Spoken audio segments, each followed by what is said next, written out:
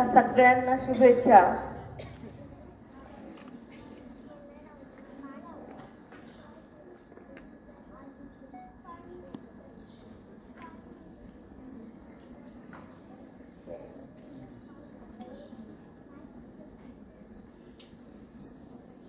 असे प्रसंग प्रत्येकाच्या आयुष्यात येतात।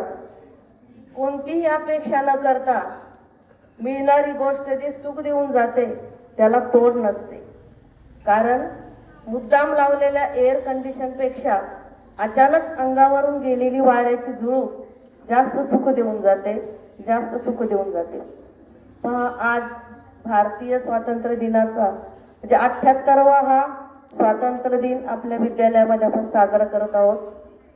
व्यासपीठावरील सर्व आदरणीय मान्यवर, राजर्षी शाहू शिक्षण प्रसारक मंडळाचे सर्व निरपेक्ष निस्वार्थी सेवाभावी वृत्तीने कार्य करणारे हे मंडळ, मी ज्यावेळेस या शाळेमध्ये आले त्यावेळेस त्या दिवसापासूनच जाणवलेलं आहे। सर्व आदरणीय संचालक वयोवृद्ध आहेत, पण कसली अपेक्षा न ठेवता सतत मार्गदर्शन करतात।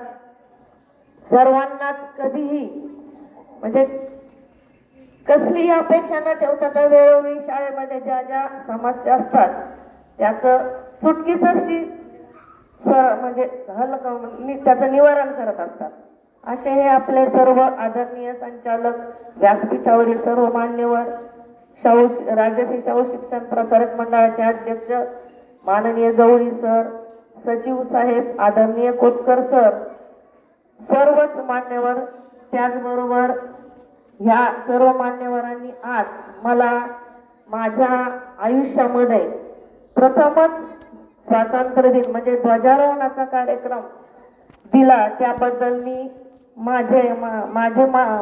मनापासून त्यांचं ऋण व्यक्त करते। त्याचबरोबर सर्वांना शुभेच्छा देते। व्यासपीठावरील विद्यालयाच्या प्राचार्या आदरणीय सौ भमा मॅडम यांचं तर पावलोगणिक मला मार्गदर्शन मिळतं।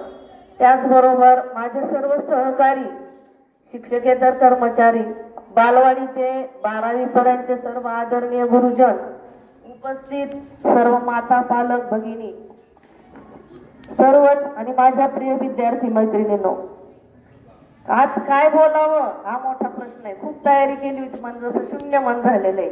म्हणजे या ध्वजारोहण प्रसंगी मला म्हणजे इतकं मन भरून आलंय की आयुष्यामध्ये हा आपला राष्ट्रीय सण म्हणजे तिरंगा ध्वज फडकवण्याचा मान मिळाला, त्याच्याबद्दल मी खूप मनापासून अत्यंत आनंदी आहे। श्रावण महिना म्हटला, या ठिकाणी आपल्या भारतीय संस्कृतीमध्ये श्रावण आणि मार्गशीर्ष या 2 महिन्याला खूप महत्वाचं स्थान आहे। श्रावण महिन्यामध्ये हा व्रतवैकल्यांचा आहे, त्याचबरोबर उत्सवाचा आहे आणि राष्ट्रीय सण हा भारतीय स्वातंत्र्य दिन याच महिन्यामध्ये येतो। या भारतीय स्वातंत्र्य लढ्यासाठी ज्या वीरांनी आपलं बलिदान केलं त्यांचे आई वडीलही धन्य आणि ते वीर सुद्धा धन्य। सगळ्यांनीच आपल्या म्हणजे छोट्या शिरीष कुमार ते वयोवृद्ध जे होते त्या काळामध्ये सर्व पारतंत्र्यातून भारताला मुक्त करण्यासाठी सर्वांनी आपापल्या परीने बलिदान केलेलं आहे।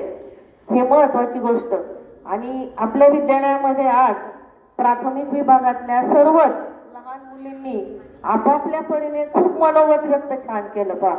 तिन्ही भाषेमध्ये मराठी, हिंदी, इंग्रजी या तिन्ही भाषेमध्ये त्यांनी आपले विचार मांडले आणि एकही भाषण असं एकसारखं म्हणजे दुसऱ्यासारखं नव्हतं। प्रत्येक भाषणातून वेगवेगळे संदेश देणारे होते, तेव्हा त्यांचंही कौतुक करते। आणि शेवटी जाता जाता एवढंच सांगते की माझ्यामुळे तुम्ही नाही तर तुमच्यामुळे मी आहे, ही वृत्ती तुम्ही जीवनामध्ये ठेवा। बघा किती माणसे तुमच्याशी जोडली जातात। आपलं जगणं दुसऱ्यासाठी जेवणातल्या मिठासारखं असावं। पाहिलं तर दिसत नाही, पण नसलं तर जेवणच जात नाही। हा एवढा संदेश देते आणि थांबते। धन्यवाद।